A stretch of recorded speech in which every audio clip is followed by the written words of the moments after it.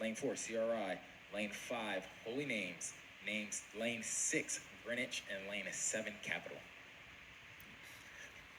So they are probably around the first 200, they're past the first 250 meters. They're heading into the 500, and it looks like a tough race. We've got all of these crews in sunny Sarasota trying to find who is going to put down the best speed to get into the A final, who's going to go into the B final, and I'm blown away.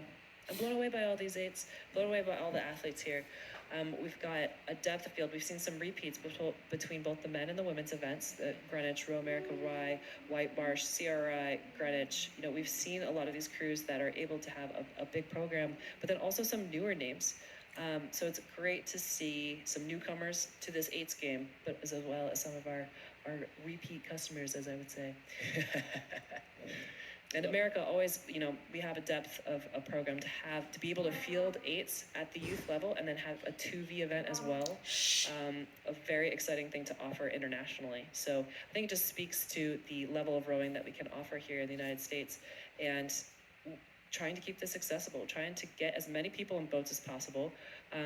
We all are here because we love rowing. We spend the time doing it day in and day out, and to be able to share that with more people every year. Again, this is the largest youth nationals that U.S. Rowing has ever put on, 4,010 athletes. And we're just seeing the growth of the sport, be it within the larger boats like these 2V8s, down to the singles, doubles, and pairs, to be able to introduce people to small boat rowing at the youth level as well. So rowing is growing. Rowing is growing. Hashtag rowing is growing. And so now we are going past that 1,000. We're now in that third 500 of the piece here, and it does look, I don't want to call it because I can't see it. I know, it's hard to tell, but I mean, Row America, Rye, and Greenwich. Yeah, like they're on their island. Ditto. They're on an island. They're on their little race island way out there, but thick race happening between St. Louis, White Marsh, CRI, Holy Names, and Greenwich Capital as well. Beautiful overhead shot. I think eights and quads are probably my favorite ones to watch overhead. The little bird's eye view we're able to see over on the live stream and the Jumbotron. Just the symmetry and the coordination within all of these rowers. Both port-stroked boats, all in time. Watching those, it's very meditative to watch all these puddles get pushed every stroke past each rower, and it looks beautiful and calm from above.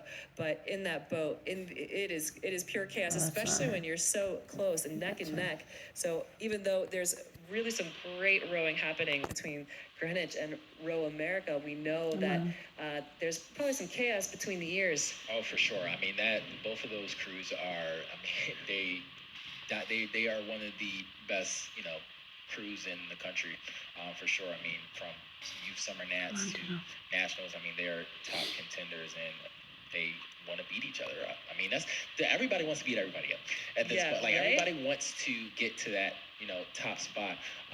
But again, as we were saying time and time again, that third and fourth place spot is so highly contested. And I love seeing Holy Names out there. I think that they out there in lane 5 may be in that third position. Hard to tell from this spot, but it's great to see that name here. So again, this is the 2V8, the women's youth 2V8. Definitely good race happening between Greenwich and Row America, but Holy Names, I think they got the third place position thus far, but followed very closely by Greenwich, CRA, White Marsh, and Capital around them.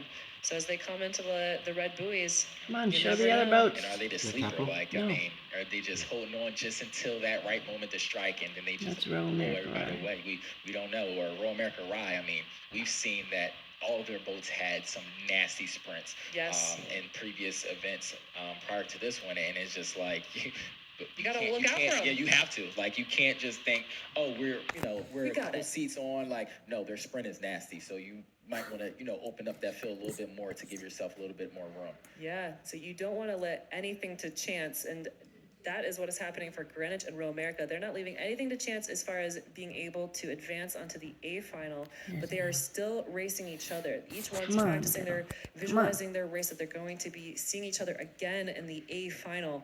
but it is hard to tell between third and fifth again. No, this is going to be nuts. Yeah, so we've got Holy Names out there in lane 5 being pushed by CRI every stroke. I see a bump in speed from White Marsh over in lane 3.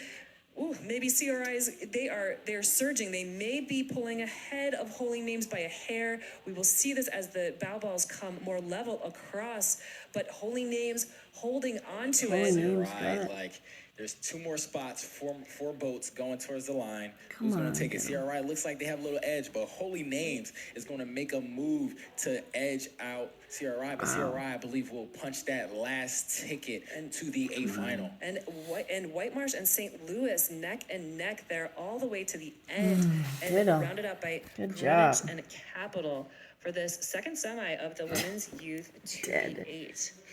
That is a tight one.